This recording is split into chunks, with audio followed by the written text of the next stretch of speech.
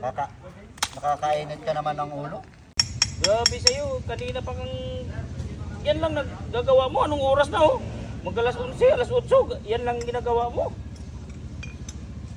Yan oh, nanonood ka kasi ng ano eh. Tanga. Pre, pag nung gumagawa ka, diretso-diretso, meron pa akong pupuntahan no? Dali lang sir, matatapos na. Tapos, dapat pala doon na ako sa kapitbahay naming shop nagpapagawa eh. Nirekomenda pa yung kaibigan ko sa'yo. Akala ko napakabilis eh. Ay, saan ba bumili? Bilis, oh na, cellphone ka kasi, kaya matagal eh. Dali lang sir, matatapos na to sir. Grabe naman. Parang ano eh, lukuhan na yata yung ginagawa mo eh. Di ba klaseng mekaniko yan para naman hindi gumagawa, hindi ba? Wala eh, cellphone ng cellphone. Ano ba, kumakain na ba yan? Hindi parang hindi nagtatrabaho ah. Hindi naman ginagawa eh. Pre, pukusan mo muna yung ano, huwag ka muna manunod ng video niyan. Dali lang sir.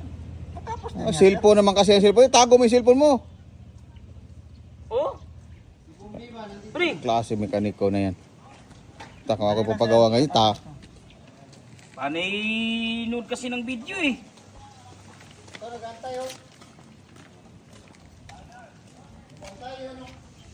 Ano ba yan, pre? Dali lang sir, matatapos din yan. Masyado naman kayong ano.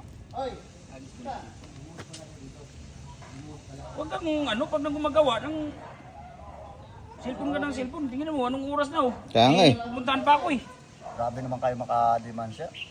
Kaya nga, inirekomenda ka sa kaibigan ko. Akala ko napakabilis dito paggawa ng motor. Tapos hanggang ngayon no, kalas pa rin.